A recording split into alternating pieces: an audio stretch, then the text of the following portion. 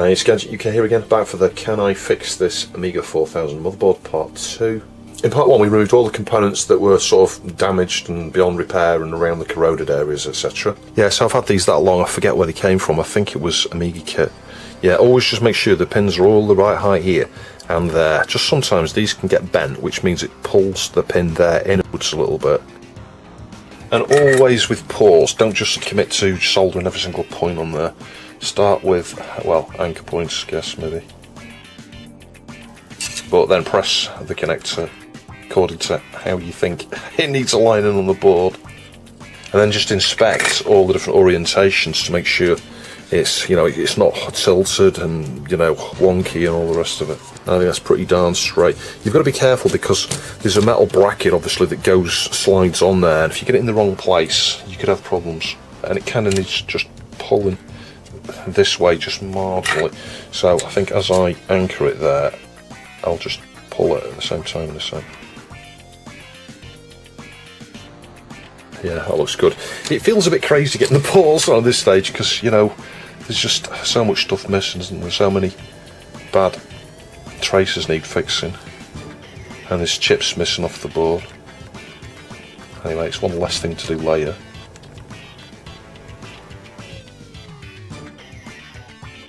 Again, I've just skirted over a lot of this. You've seen it so many times. I must have done 4 or 5 of these now where I've replaced the ports.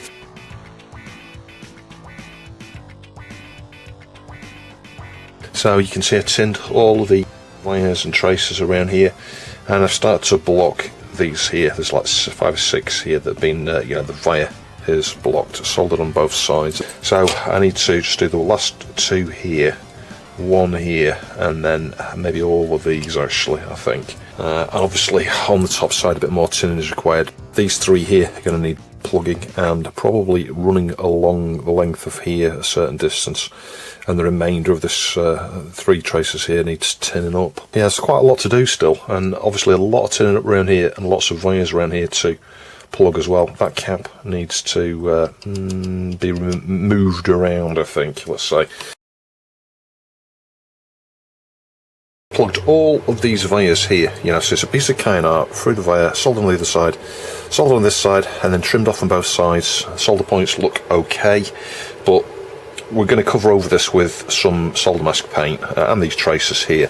Now, one thought that did cross my mind is if you look at the sim, the plastic part of the sim there, it may just get pressed upwards a little bit by these. So I may need to just file on the underside of the sim that goes in this position here. Just shave a little bit of the plastic off this under this PC. There's no connections there, so that's alright. But I'm not going to cover this until we get right to the very end. So the next thing I'm going to do is fix the 3 traces down here. And then once those 3 are done, there's another via up here to do as well, just check that. And then I've routed it down here where it's going to follow the trace. But I've cut it off quite long because it goes through the via and it's quite long on the other side. It goes across, I don't know, half an inch or an inch.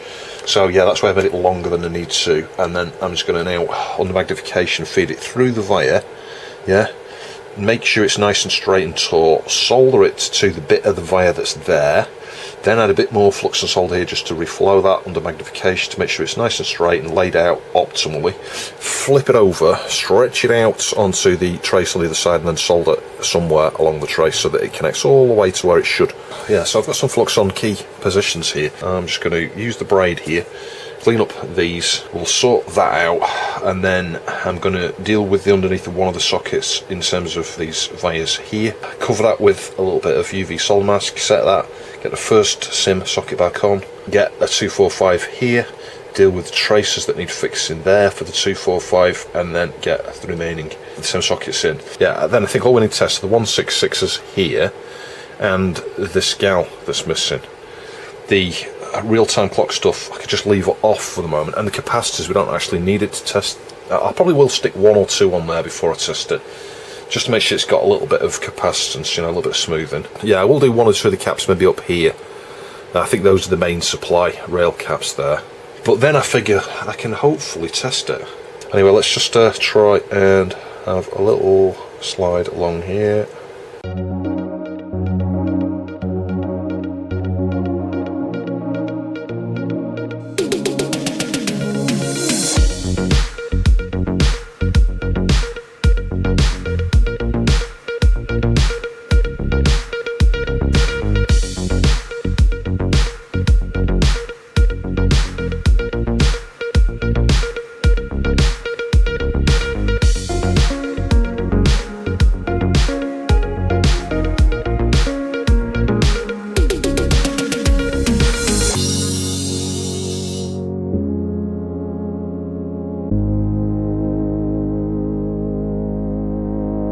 So I'm about to get the F245 on there, but there's two wires there that they're good, but they just need turning up.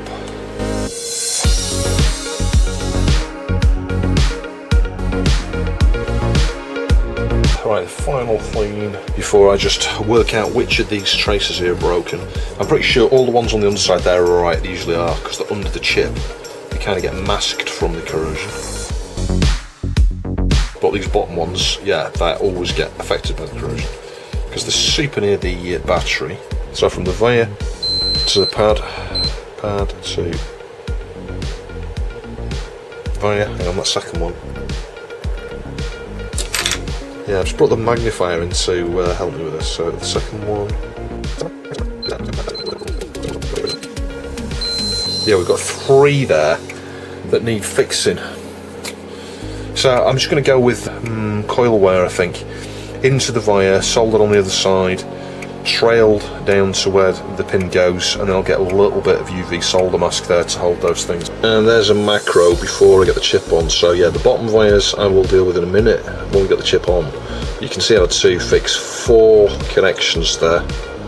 Yeah, hopefully it'll sit fairly flat. And I need to tin that via there as well. I'm probably going to block it or it's going to go out of focus while I do this.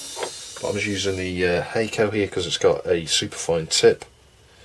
The chip looks correctly aligned. I'm just going to get onto the pad like that. Don't touch the pin. Apply the solder, crazy man. I'll tell you what, let's just remove the solder from the tip onto the sponge. Pad again, not the pin. Crazy solder. Press it down, reflow. Press it down, reflow.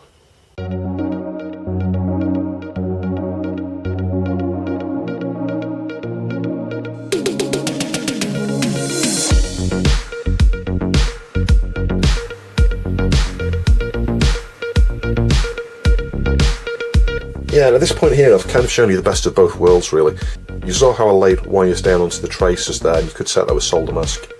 And you can see the other technique here on the other side of the chip is to, put the wires through the vias and actually lay them onto the pins, solder them on, and then just trim off any excess. Personally, I think it looks better if you lay them down on the traces and then fit the chip. Yeah, that way it is soldered into the via. Then use a flat tool, and again, I'm sorry you can't see, press the wire flat with the PCB and up the pin edge.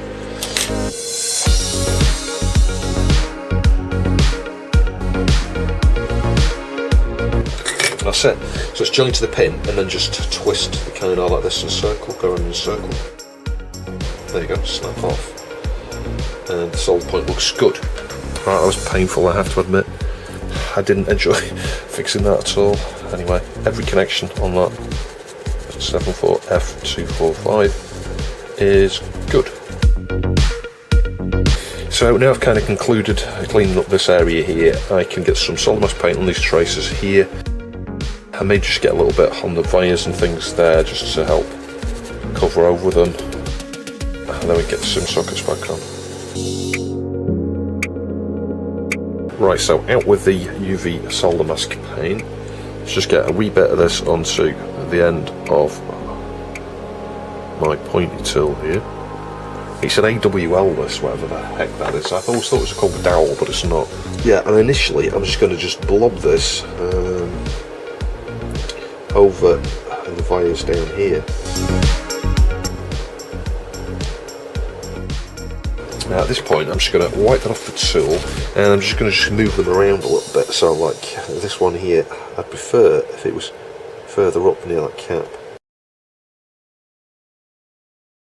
UV light here. I'm just going to set those now. I will get a little bit more in the middle just to encapsulate those wires entirely from, source to destination. You could argue check connectivity before you commit to soldering that, but I know they're alright. Yeah, and at this point also add some hot air if you can. So I go with 150. I know some channels recommend going to about 200 degrees. It really depends on what's on the board, and I found 150 degrees is more than sufficient to very quickly dry this stuff.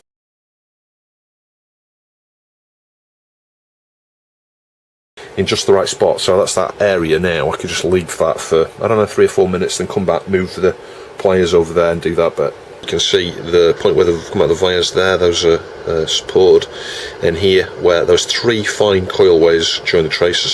So I will just extend and cover the middle section of those in a little bit. I may get some on top of those wires there, because you can see they look awful. The wires are absolutely shot on the bottom end there. And then obviously I've just secured up here as well. I mean, I could again extend out on the traces there. Yeah, I'm not that fussed about things like that, because where there's not corrosion, those wires, they'll be fine, they'll be absolutely fine, but I really wanted to just cover those crusty wires there where the corrosion had pretty badly eaten all of those, really.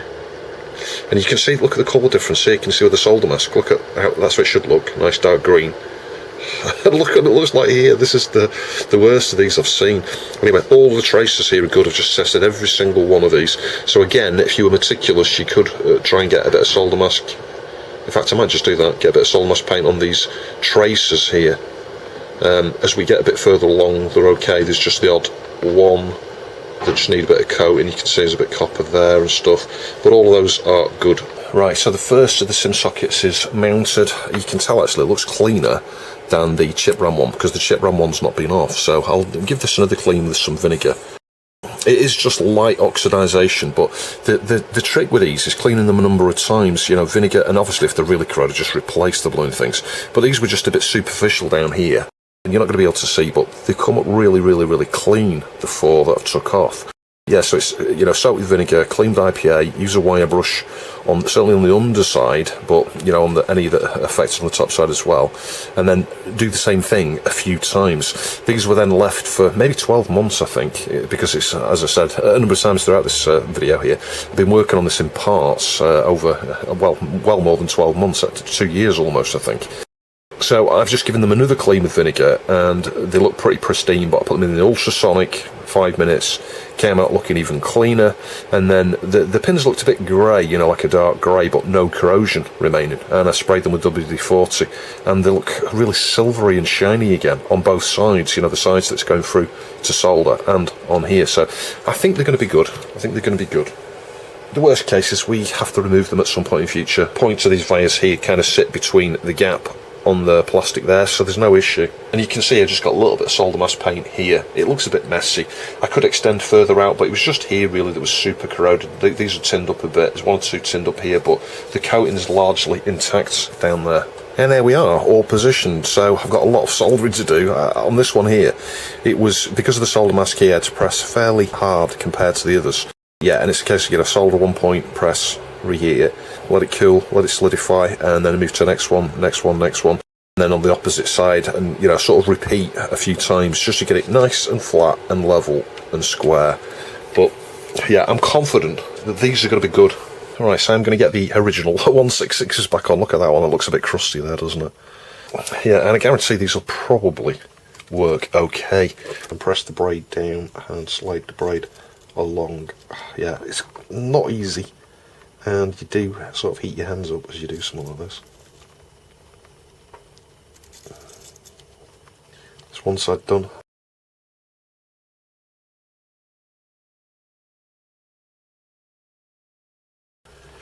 Yeah, that's not too bad. Anyway, I'll do the same thing with both chips here, then clean with a toothbrush and IPA and get them back on.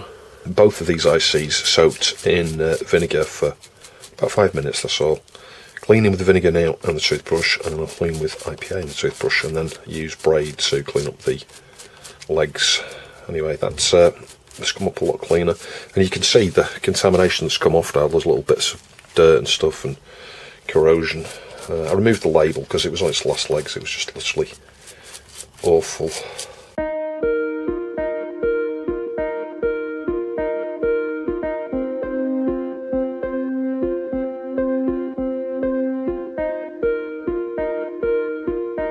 And that's been soaking for about 10 minutes now, so I'm going to take that out. It was the more corroded of the 166s. The other one's barely got a mark on it, but this one was pretty furry. Right, so the next thing we're going to get on is the gel. Anchor it with the Heiko, because it's got a really fine tip. It's pretty hard to see the solder points actually, they're right up against the chip. And then use the Antex because it's got a nice wedge shaped tip. Yeah, so with these chips have got SOGA connections, you know, PLCC. It's a case of heat the, get lots of solder, lots of flux, go up the pin a little bit and then down. And as long as you've got a wedge shaped tip like this, you can hopefully be able to see, I'll show you in a minute, you get a nice little curve to the PCB. Magnification is essential. I'm doing it without at the moment. So I go up the pin and then back down and hit the pad. Do the same on the next one, up the pin a little bit, down on the pad. Just refollow the ones I've just done. Yeah, so those first three there are done. Anyway, I'll show you on a macro when I've finished that chip. Yeah, just masking off the label and stuff here with some paper towel. The other thing I've got to be careful of is obviously solder mask paint, because that will dissolve under IPA. So yeah, I'm just trying my best just to confine all of the splashes and stuff to this area. Yeah, you might be able to see I actually fitted that chip there. I'll show you soldering on that second one when I do that. That's got awful pins on it. We've got joins there, and if I rotate around that way again, I think you can see we've got good joins there and around that side as well, and I think that looks alright on that side too. You know what, even I sometimes replace crusted chips when I'm doing these kind of corrosion repairs. I'm not going to fit that other one. It's super corroded, I'll show you. It won't clean up really. It could do, and it could work if I get it back on. I just don't want to, because it's way too fuzzy for my liking. So yeah, what we'll do here is use magnification. Let's try and get the magnifier over there. Yeah, sorry, you can just about see the base of it. Get onto the pin. This is where you need good stability in your hands. Yeah, onto the pad rather, not the pin. Crazy amount of solder. There we go, that's one pin. And then just try and do the same thing down here.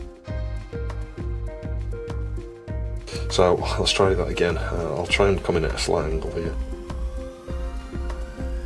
Yeah, it's definitely on the pin now, giant blob there. The key is once you've anchored it like that, it really is very easy from that point. Just add some flux down the side.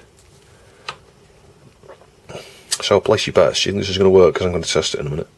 So anyway, let's just get some solder. Anchor it up there, and I'm going to start in the middle. Just have a bob in and bob out. Otherwise it may slide. There we go. Once one side's fairly well anchored, get some more solder on the tip. And on the other side, we'll just drag solder like that.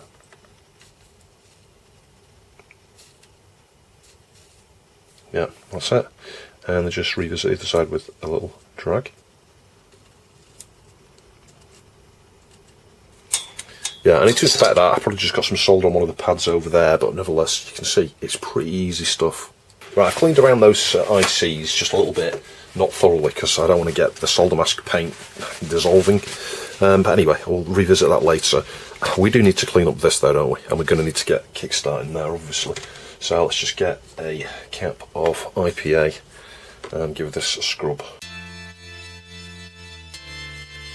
Yeah, anyway, this will have another clean later. Right now though, I just want to just get CPU card kickstarting and give it a try. Yeah, it's probably going to need hoovering that slot as well, because there's a bit of dust and stuff settled at the bottom of it. Now bear in mind, it's not a very good idea to test a board for a long period of time when it's got hardly any smoothing caps on it. And in case you're wondering why, obviously because without those smoothing caps you can have more ripple, and ripple is the sort of thing that not only causes you glitches and crashes and things, but can cause faults. Things can die with ripple. So we've got the Kickstart ROMs here. I used these on Cather's A4000 actually. I forget which one's high and which one's low now. I've written on them HL. So this one's L. And when we say low, 0 to 15, that's low, and 16 to 31 is high. So pin one towards the top. Yeah, these are the ROMs that originally shipped with this board. Again, I'll clean that up later because I'm probably going to be swapping these. I'll maybe get Kickstart 3.2 or something for this if I can. I've got 3.2 that Stephen Leary provided actually, and he did ask me kindly, because he donated it, and he was like, do you want it for the 500, the 2000, the 4000 or CD32 or what? And I was like, oh, the 500, just because I've, you know, used the 2000s a fair bit on my channel. But in retrospect, I wish I'd got some for the 4000 there. Yeah, anyway, pin 1's towards the top there, so let me just go and get an 030 card. I'm not going to put my 040 on there just yet. The jumpers are internal here, so that's correct. Yeah, so here's the CPU card that came with mine originally, I think, and I upgraded it. So it's Stephen's card technically, but I fitted an 030 with an MMU on there. The one I fixed, I went to Sparks UK, and he's been using that to help build a 4000 himself. And I think he may be doing odd repairs and things to them in the future, maybe. So yeah, that's got a good home thanks to the donation from Stefan, and then from me to Sparks. Right, out my bag of Amiga kit adapters. We've got 3001 now, 4001, and a 2001. How cool was that? Thanks Cathers for that 3001. Yeah, so these things are really useful when you're testing different Amigas on the bench. So this can only go on one way. There we are. So yeah, you've got to watch this metal thing doesn't short anywhere, so I'll have to pay attention to that in a sec. I'd be interested to see, does it go pop? Something could go pop here. Right, let me find somewhere to put that thing. There we do. Yeah, I really do need a slightly bigger bench, don't I? Plug the mains lead into the power supply, but it's not plugged in down there yet. I'll only plug that in when I've got the video ready, just so I can actually see, in case it comes straight on. I can't remember whether it's on, or I think that's off, that's on. Anyways, channel. Right, I'll point you at the Amiga first, just so you can see if anything goes up in flames. Plugging the power supply in now, I think it may be off. Let's switch it on, let's just double check everything, is everything right, the ROMs are in. Right, switch it on. Right, switch it off. Yeah, you're not going to believe this is great news. Green screen. And the reason it's green screen, we've got no chip RAM. So I switch it off. Yeah, this is really strange. I've got 4 sims here. Now these are Edo, because we had a discussion on this subject, and a few of the guys were like, oh no, Edo sims work on these. But I don't know where the sim's gone. Why would the sim not be here? Right, I found them. That took blooming ages. I've got one that needs repairing, I think, here. I've got some other sims, a 4 meg one, and I don't know, something. So let's just have a look what we've got. I think this one's the 8 meg. Yeah, it's a double-sided one. Look, this is the thing. If you want chip RAM for these, you need an 8 meg one, because it's got, well, an 8 meg double-sided one. It's 4 meg on each side. It's a double-sided sim you need for the chip RAM. Now this one is soldered. The other 4 aren't really. They're just held on there.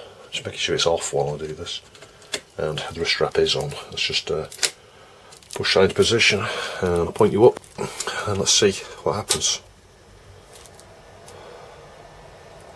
Well, we don't have a green screen. We've got the border there. That shows me it's probably working. It takes quite a while with Kickstart Free to boot up when you've got no drives connected. That is. It's taking ages, that, isn't it? Oh, it's got me worried. It's not doing anything, is it? That is taking forever. Right, I think the next thing to do is get diagram onto the job, because I'm darn sure it shouldn't take a minute or two to come up with something there. I think that shows that there is a problem somewhere. I'm just thinking all the jumpers are on, aren't they? And I'm sure they're correct. We've got PAL. Yeah, that should be working, but it isn't doing. I could try reseating the CPU card, maybe. Let's try that. And let's just take this off. It doesn't really feel on very well on that side, actually, so you know what, maybe it was a bit loose. Right, it's definitely on. Let's try it again. I'm trying to think about the implications of what else. Well, there's nothing missing. We've got the real-time clock missing, and the 174 for that. I can't really see how that would cause this issue though. And obviously the stuff for the real-time clock, like the crystal and the trim cap. I'm just going to feel The tops of those chips, yeah, so the gal is cold. Everything feels sort of normal around there. Technically there could be a problem with the 245 that I've fitted on there. Maybe that's somehow affecting the data bus. Maybe I didn't actually check one of the connections that goes through. It might be the its output enable. Maybe that's causing an issue here. So I think the next thing I'll do is get diagram onto this, and we'll just see if diagram is booting or not. Right, so let's remove Kickstart. Because this could have had some sort of original failure. Maybe it's got like a bad CIA or something like that. So this one's the high, which makes that one the low ROM.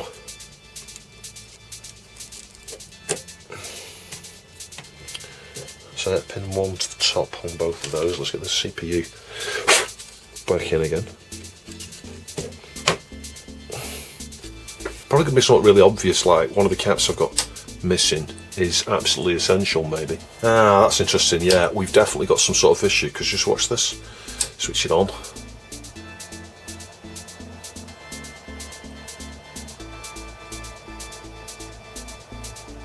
Yeah, that would suggest a problem with chip RAM, maybe. Maybe that gal's bad. Maybe it's that simple. I'm just going to disconnect the ROM, SIM, sorry, and try it again. Maybe the SIM socket is just a bit dirty. Don't know, let's try that. It's a dirty SIM socket, isn't it? Yeah, the chip RAM socket I think is dirty, although we got a bit of a freeze there, look, on a green screen, so let's just press down on that SIM and try it. Nope. That's interesting. Yeah, it's booted now. I think it's a dirty SIM socket. I think I need to, or the SIM even, the SIM's just been sat around. Let's see if we get 2 meg. Yeah, we've got 2 meg of chip there. So the good news is it is booting. I think I just need to just clean this slot, because it was clean when I first got it, yeah, before we removed the other chips there. Got some dust and fluff there, look.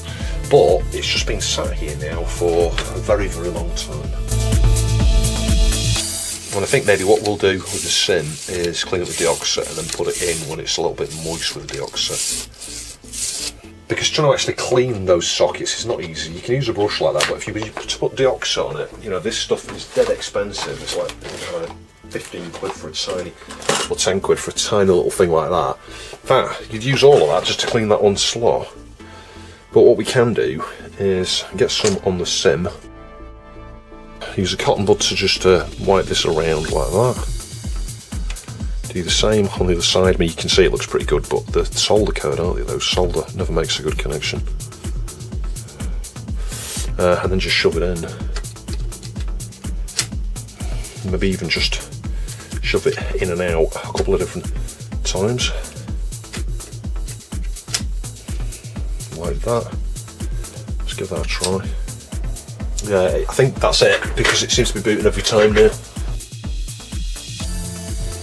Very pleased though, that's fantastic. Anyway, we've still got a lot to do, haven't we? So I need to finish soldering the sockets on there, and I'll recap it. Those are the next things I'm going to do. Start with the RAM here, and then I'll get the remaining caps into position. We removed the other caps earlier. Well, the mouse works, which is good. So that shows that top shift register was alright. But anyway, it's testing the chip RAM. Everything is looking good so far. I'm so pleased. This is just like a dream come true, really, because I can actually get on with some other videos that have been, you know, bottlenecks really by me not having the time and energy to take my 4000 to pieces, take the board out in order to complete those other videos. So yeah, I can get back on with those videos now. Stuff related to the 4000. Getting near the end of the chip RAM test. Woohoo! So yeah, my SIM works alright. Doesn't really prove anything other than connectivity is good. The chip RAM side of this 4000 works fine. So that gal's fine. It was unaffected by the corrosion. I'm just tempted to test audio actually. Let's just go back to the main menu. I need to connect the speakers. Now we're missing the caps, so anybody's guess as to how it will sound. If at all. The answer is no. That's interesting. Maybe it does need those caps though. Maybe there's coupling caps missing. Now I think about it. Yeah, there will be. That's why there's no sound. So yeah, you do need at least 2 of the caps there on the back end of the board, or the audio's not coupled out to the connectors. That's why there's no sound. I think when we get the caps back on in a minute, the sound will return. Right, anyway, I'll just do a couple of sanity checks here, you know, like, just test it, you know, by removing and inserting this a few times, just see how reliable it is. I might even just put Kickstart back in. Yeah, no red-black stuff that was seen before. It boots every single time now. So that is what it was. It was just a dirty SIM socket.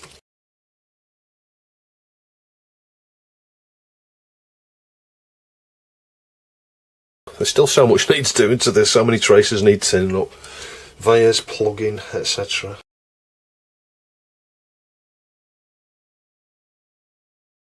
So when there was one socket on there, it wasn't detecting the RAM, so I soldered all the sockets, still wasn't detecting the RAM.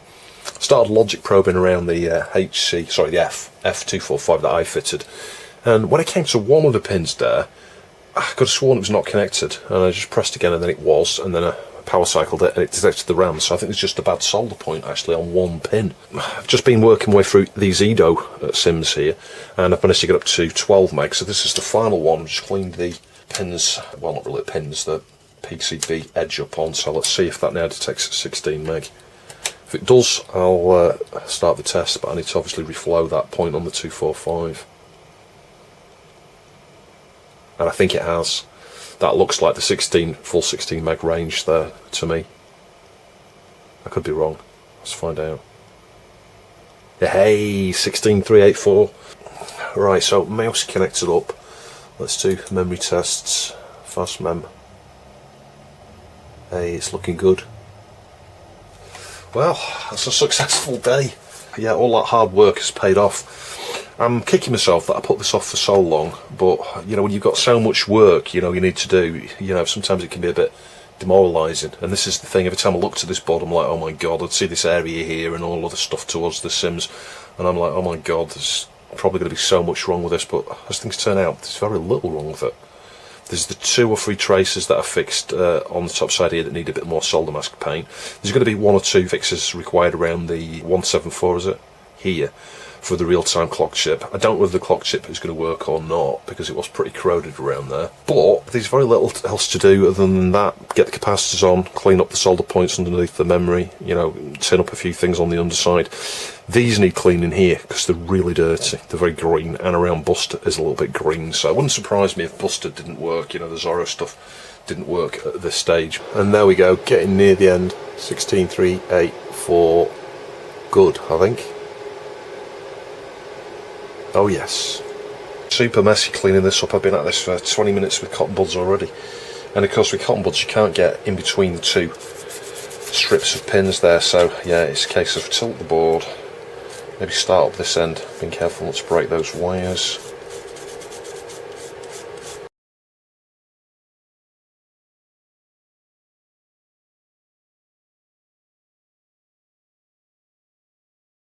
And I'm kind of getting ahead of myself here, but I'm testing the Zorro daughter board as well. Yeah, I've got the card here that Live2 designed, but Sparks UK built this, so I bought this off him. This fantastic, did me a good deal on it in my Discord. Yeah, so we got the 16 meg there. It doesn't detect any Zorro cards that way, so you've got to go. Other tests, I think, is it? Auto config.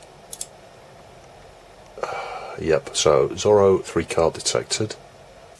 I guess what I really need to do is stick Kickstart in there, connect a floppy drive up, and boot test kit, but nevertheless, auto config is detecting it, isn't it?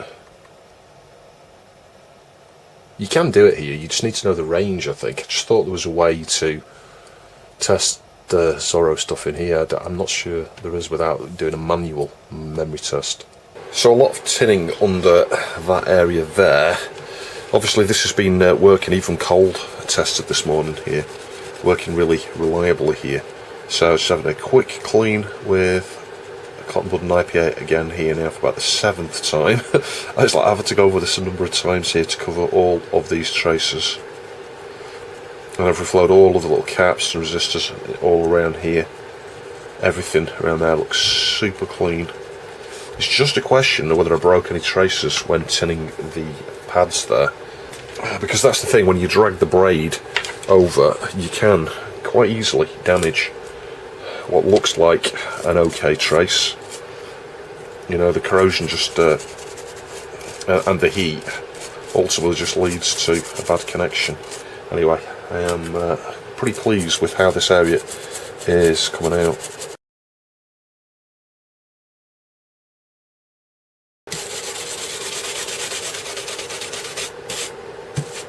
I wondered how long it'd be before one of these broke. You saw what happened on the 3000. That's the audio section capacitors fitted. I'm going to clean around here again.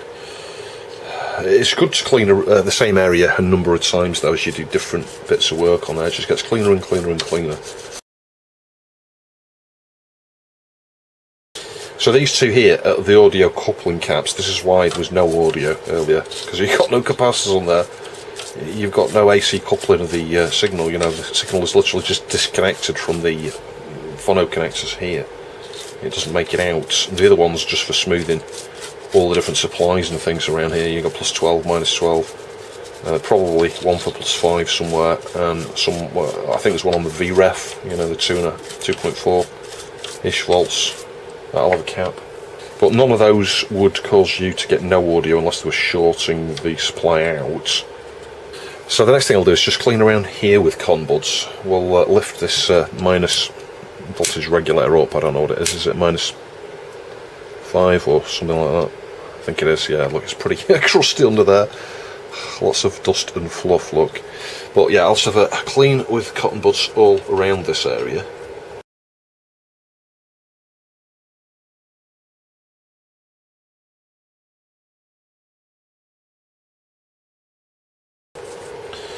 Right, that's looking a bit better. Let's get that back down. I know you can't see very well here, but I'm just going to literally get a wee bit of flux onto just these components here that are just pretty close to that. That's okay. Those are alright as well, actually. And that ferrite bead's not too bad, but yeah, these two are just a bit crusty.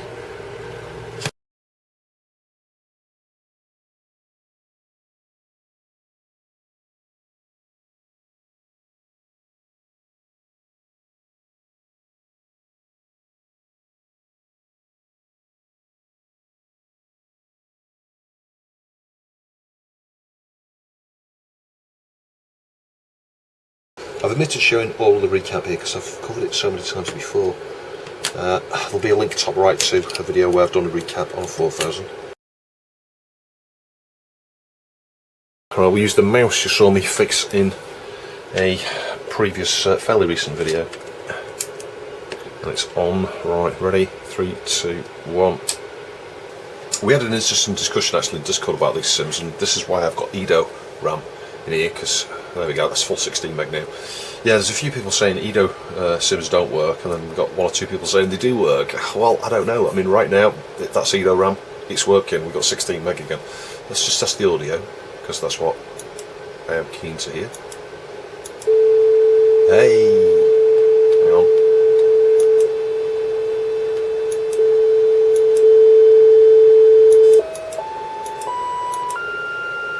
Switch the filter. Yeah, everything's working, I think.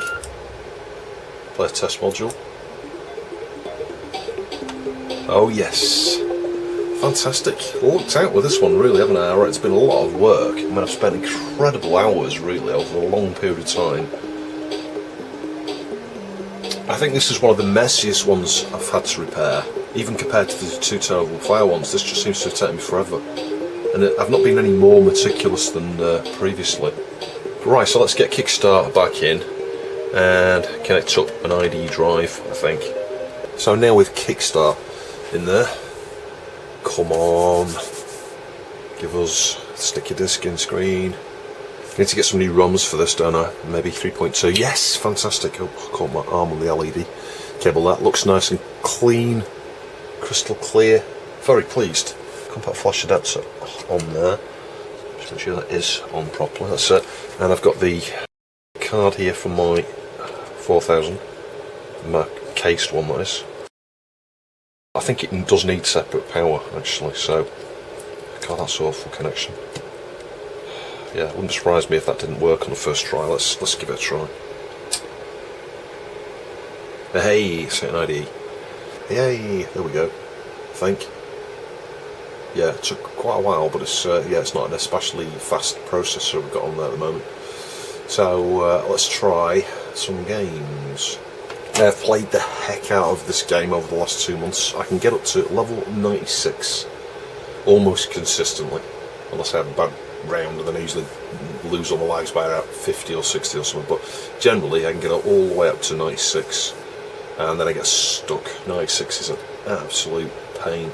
In fact, actually, I think this is doing the WHD load, giving you a black screen thing if you've got Kickstart 3. Because this is like a 50-50, I've talked about this before. If you've got Kickstart 3, there's a 50% chance with WHD load, this is what you get when you launch a game. So let's just power cycle it. Yeah, there we go, worked that time.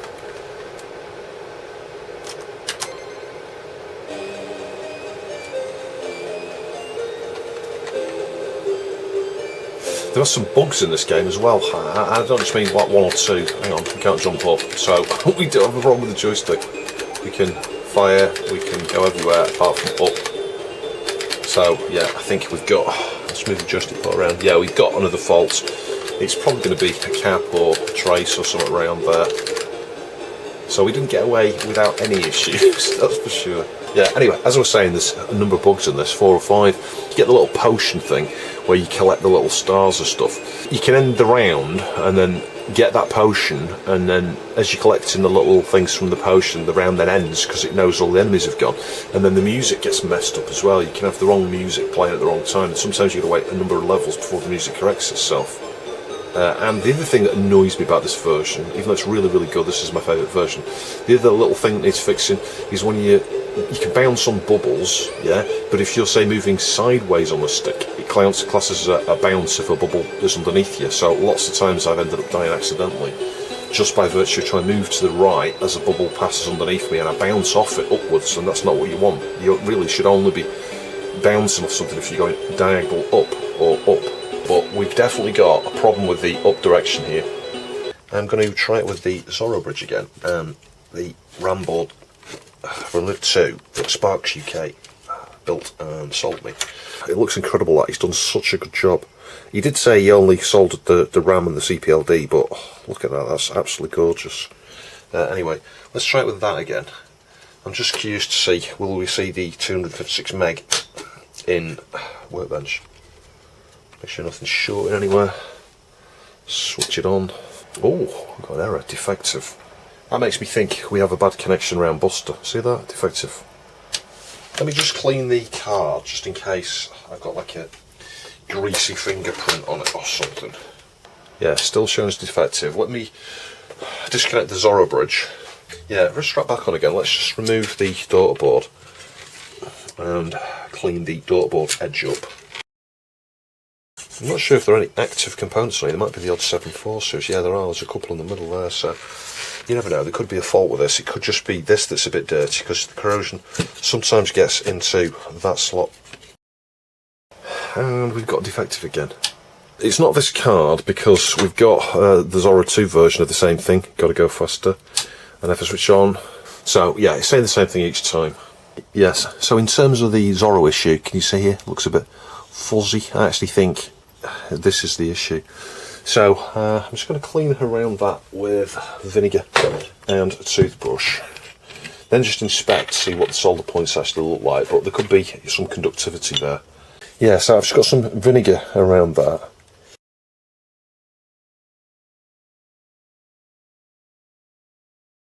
Now it could be a broken trace. I really should just inspect around Buster there. Yeah, and everything around Buster kind of looks okay. So I think I'm just going to reflow. So yeah, we'll just get some flux down here.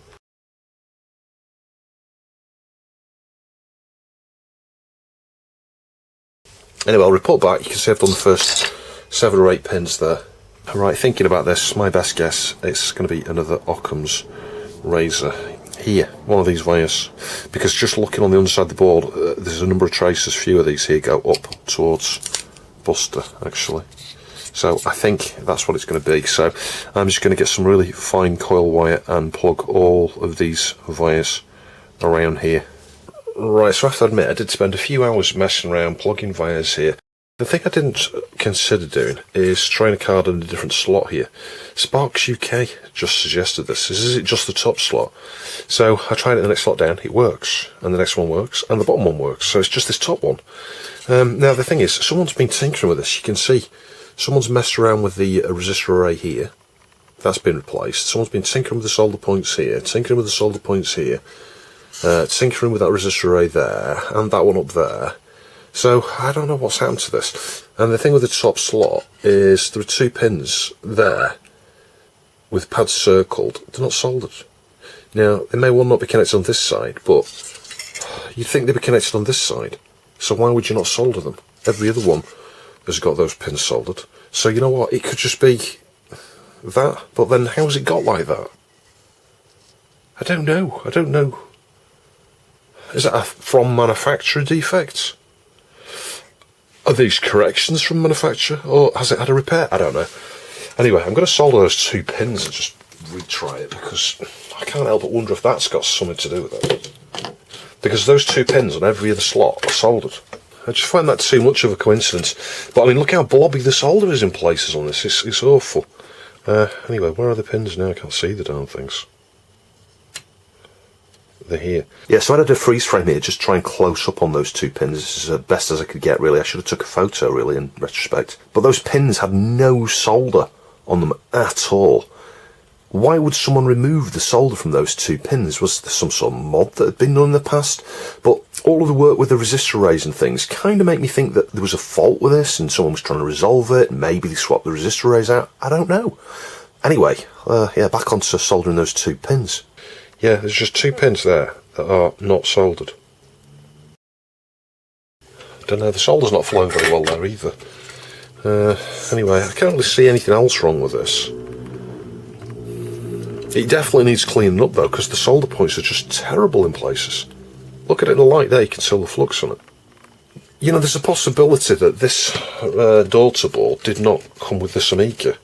Like someone put a faulty one in there, made one out of the 2 or something, and maybe this has a fault. I don't know. But trace-wise, it looks alright. Let's try that. I'll test it with the bottom slot first. Here you go, 272 meg of fast. I've only got 8 meg on the of Sims at the moment. Anyway, let's switch that off. We don't kill it by having those 2 pins soldered on, but I can't see how.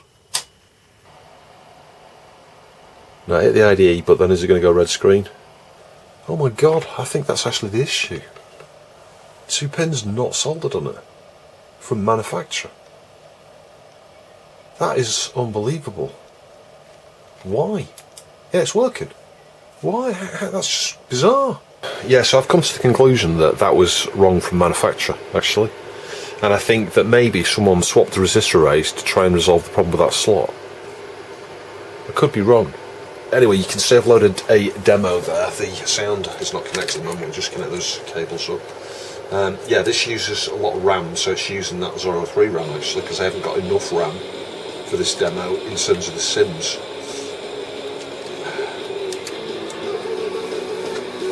Yeah, so it's not particularly fast on the stock CPU here, and it may be a bit slower because it may be using that 03 RAM. And 03 RAM is slightly slower than the Sims, you know, that go via Ramsey. Nevertheless, it's working. Yeah, so I felt like part 2 was going on a little bit here, so there's some more stuff in part 3, and we'll perhaps have a look at the schematics and things in general for the Amiga 4000 in part 3, a bit like we did with the Cafas 3000 actually in the 5-part series for that. And we have almost got there now. We've got the real-time clock stuff to sort, still some more cleaning up on the board to do. There's another fault that develops in part 3 as well. It's nothing particularly exciting, but still it's a fault and I need to try and diagnose it. And we need to do some more testing with a few other peripherals and things and upgrades. Anyway, I do hope you found the video interesting. If you'd like to support the channel, please see the Ko-fi and Patreon links down below. I will catch you in the next video.